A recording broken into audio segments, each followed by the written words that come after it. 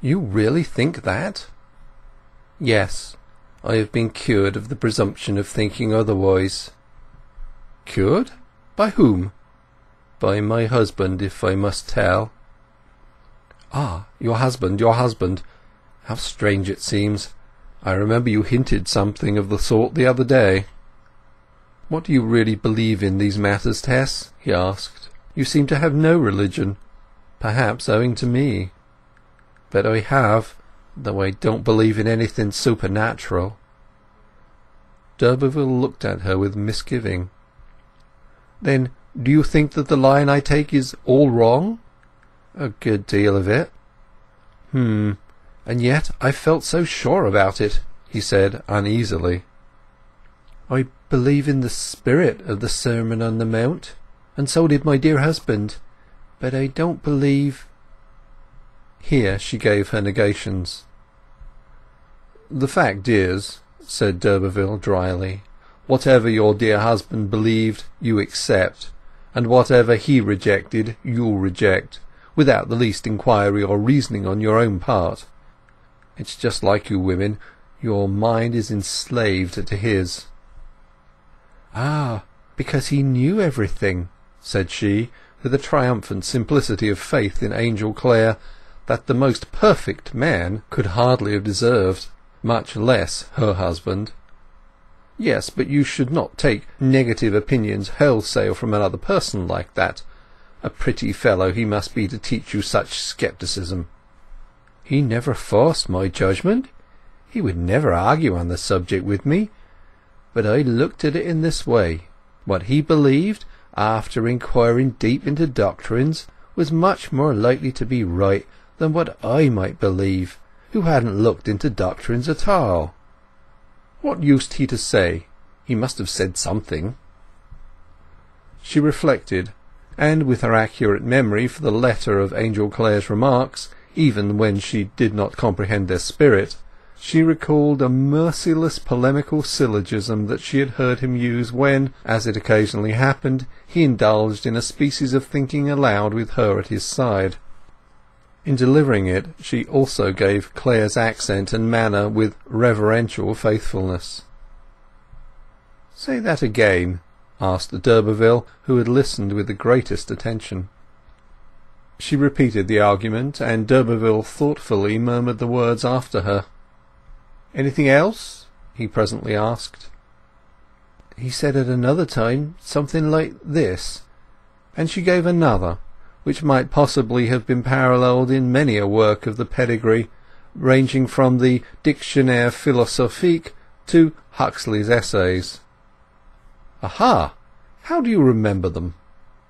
"I wanted to believe what he believed, though he didn't wish me to, and I managed to coax him to tell me a few of his thoughts. I can't say I quite understood that one, but I know it is right." Fancy your being able to teach me what you don't know yourself."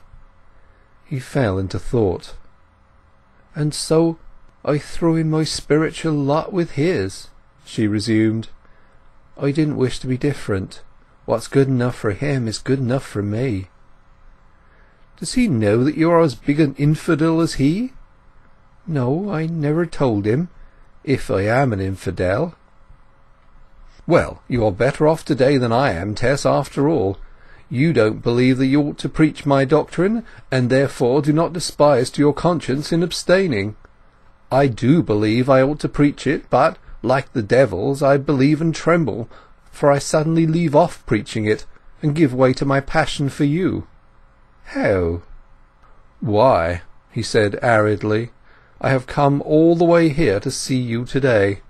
But I started from home to go to the Casterbridge Fair, where I have undertaken to preach the word from a waggon at 2:30 this afternoon, and where all the brethren are expecting me this minute.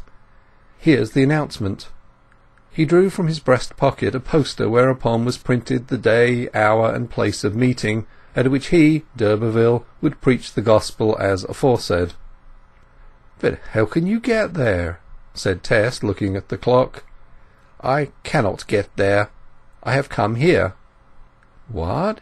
You've really arranged to preach, and—" "I have arranged to preach, and I shall not be there, by reason of my burning desire to see a woman whom I once despised. No, by my word and truth, I never despised you. If I had, I should not love you now. Why I did not despise you was on account of your being unsmirched in spite of all.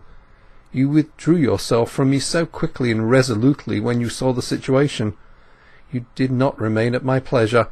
So there was one petticoat in the world for whom I had no contempt, and you are she. But you may well despise me now. I thought I worshipped on the mountains, but I find I still serve in the groves. Ha ha! Oh, Alec d'Urberville, what does this mean? What have I done? Done? He said, with a soulless sneer in the word. Nothing intentionally, but you have been the means, the innocent means of my backsliding, as they call it. I ask myself, am I indeed one of those servants of corruption who, after they have escaped the pollutions of the world, are again entangled therein and overcome, whose latter end is worse than their beginning? He laid his hand on her shoulder. Tess, my girl, I was on the way to at least social salvation till I saw you again, he said, freakishly shaking her as if she were a child. And why then have you tempted me? I was firm as a man could be till I saw those eyes and that mouth again. Surely there never was such a maddening mouth since Eve's. His voice sank, and a hot archness shot from his own black eyes. You temptress, Tess, you dear damned witch of Babylon, I could not resist you as soon as I met you again. I could not help your seeing me again, said Tess, recoiling. I know it. I repeat that I do not blame you, but the fact remains. When I saw you ill-used on the farm that day, I was nearly mad to think that I had no legal right to protect you, that I could not have it, whilst he who has it seems to neglect you utterly. Don't speak against him. He is absent, she cried in much excitement. Treat him honourably. He has never wronged you. Oh, leave his wife before any scandal spreads that may do harm to his honest name. I will, he said, like a man awakening from a luring dream. I have broken my engagement to preach to those poor drunken boobies at the fair. It is the first time I have played such a practical joke. A month ago I should have been horrified at such a possibility. I'll go away to swear, and, can I? To keep away. Then suddenly, one clasp, Tessie, one, only for old friendship. I am without defence, Alec. A good man's honour is in my keeping. Think, be ashamed. Pooh! Well, yes. He clenched his lips, mortified with himself for his weakness. His eyes were equally barren of worldly and religious faith. The corpses of those old fitful passions which had lain inanimate amid the lines of his face ever since his reformation seemed to wake and come together as in a resurrection. He went out indeterminately. Though d'Urberville had declared that this breach of his engagement today was the simple backsliding of a believer, Tess's words, as echoed from Angel Clare, had made a deep impression upon him, and continued to do so after he had left her. He moved on in silence, as if his energies were benumbed by the hitherto undreamt-of possibility that his position was untenable. Reason had had nothing to do with his whimsical conversion, which was perhaps the mere freak of a careless man in search of a new sensation, and temporarily impressed by his mother's death. The drops of logic Tess had let fall into the sea of his enthusiasm served to chill its effervescence to stagnation. He said to himself, as he pondered again and again over the crystallized phrases that she had handed on to him, that clever fellow little thought that, by telling her those things, he might be paving my way back to her. End of chapter 46